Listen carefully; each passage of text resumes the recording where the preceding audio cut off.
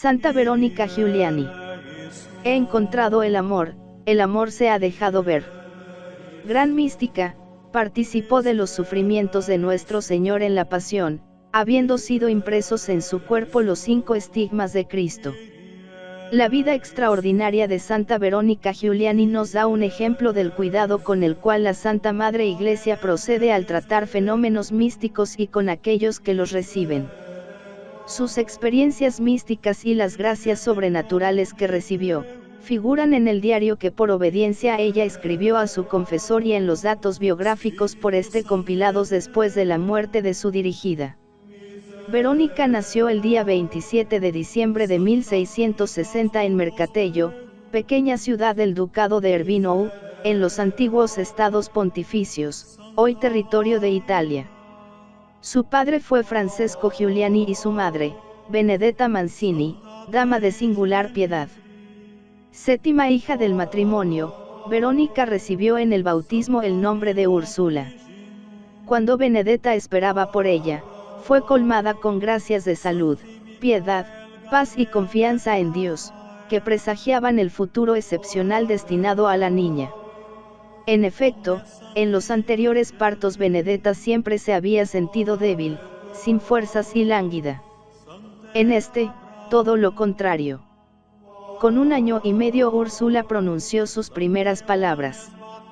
Fue llevada por su empleada a una tienda, cuando al ver que el vendedor robaba en el peso de la mercadería, le dijo con voz fuerte y clara: «Sea justo, Dios le ve uno». A los 3 años de edad, Úrsula ya se comunicaba familiarmente con Jesús y María. Colocaba su almuerzo en un pequeño altar delante de una imagen de la Santísima Virgen, y invitaba al infante Jesús a participar de él.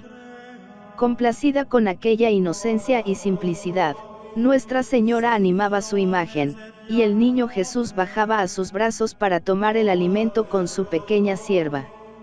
Al morir prematuramente, Benedetta legó a sus 5 hijas, como testamento espiritual, las 5 llagas de nuestro Señor. A Úrsula le tocó en suerte la llaga del costado.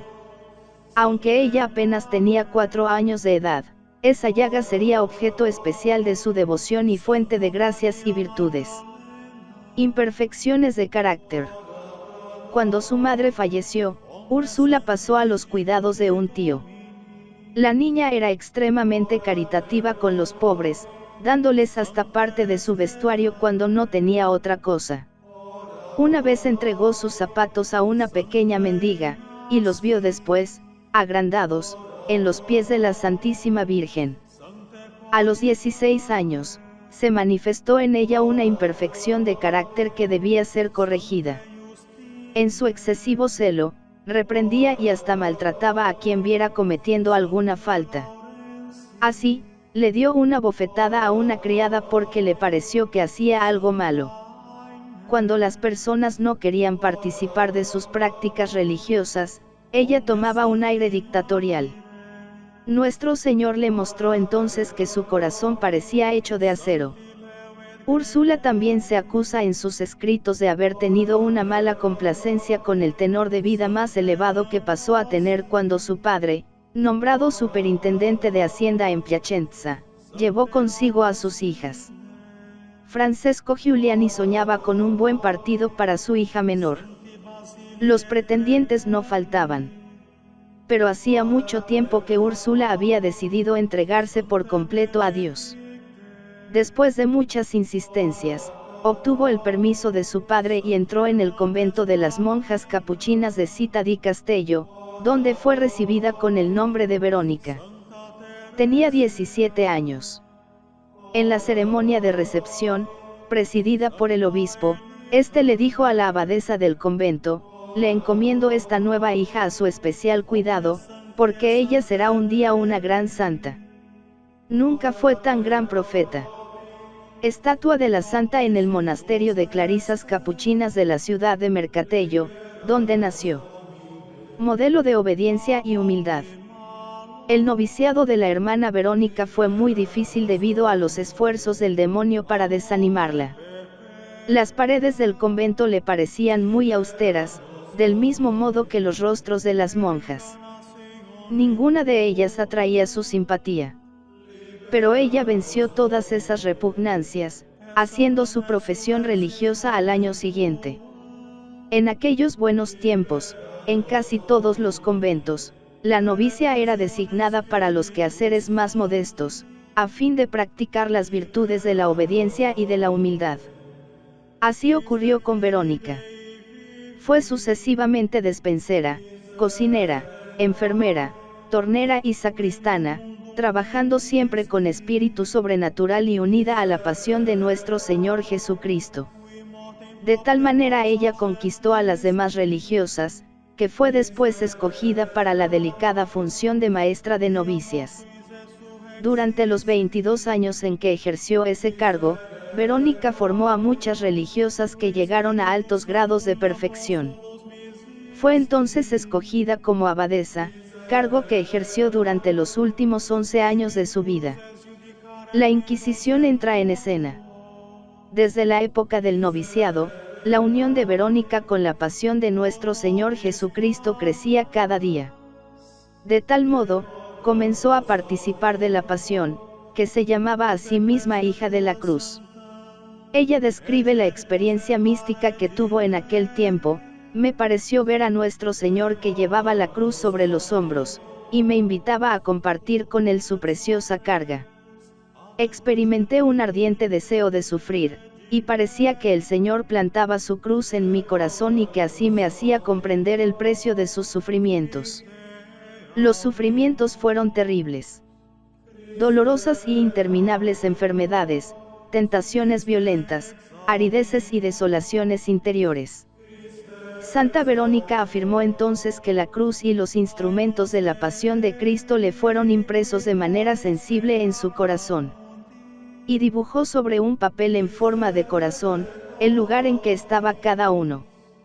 Después de su muerte, en presencia del obispo, del gobernador de la ciudad, de 2 médicos cirujanos y de 7 otros testigos dignos de fe, abrieron su corazón, y se constató con estupor que allí estaban dibujados los símbolos de la pasión tal y cual ella lo había señalado.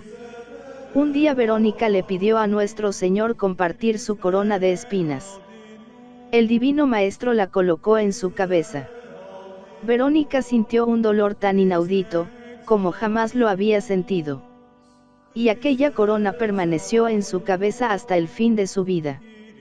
Al intervenir en el caso, los médicos aumentaron aún más sus padecimientos, aplicando un bastón de fuego en su cabeza y perforándole la piel del cuello con una aguja incandescente. Al no conseguir nada, se vieron forzados a reconocer que aquella enfermedad les era desconocida. Verónica recibió también los estigmas, que eran visibles a las otras hermanas. Su confesor quedó asustado.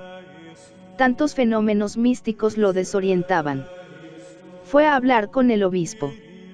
Este consultó entonces al Santo Oficio, que le encargó de poner a prueba la obediencia, la humildad y la resignación de Verónica, pues estas virtudes constituyen la base de toda santidad. Comenzaron por destituirla del cargo de maestra de novicias. Asimismo, fue separada de la comunidad y encerrada en un cuarto en la enfermería con la prohibición de ir al coro, excepto los días de precepto para oír misa. No podía ir al locutorio ni escribir cartas, a no ser para sus hermanas que también eran religiosas. Peor aún, fue designada una hermana conversa para dirigirla, con orden de tratarla con toda severidad. Y lo que más la hizo sufrir, le prohibieron recibir la Sagrada Comunión. Se puede decir que en el caso de Verónica Giuliani todas las precauciones inspiradas por la prudencia humana para conocer la verdad fueron entonces empleadas por el obispo de Città di Castello orientado por el Santo Oficio. Después de un periodo de prueba, el obispo, Monseñor Lucas Antonio Eustacchi, escribió al Santo Oficio, en una carta fechada el 26 de septiembre de 1697, la hermana Verónica continúa practicando la santa obediencia, profunda humildad y abstinencia sorprendentes, sin dar la menor señal de tristeza. Antes, al contrario, aparece con una paz y una tranquilidad inalterables. Es objeto de admiración de sus compañeras, las cuales, incapaces de ocultar la grata impresión que les produce, hablan de ello a las gentes. A pesar de que a las que más hablan las conmino con penitencias para que no alimenten la curiosidad del pueblo, que en sus conversaciones no trata de otra cosa, me cuesta gran trabajo lograr moderación. Una mística dotada de gran sentido práctico. Santa Verónica tenía una caridad ardiente por la conversión de los pecadores y la liberación de las almas del purgatorio.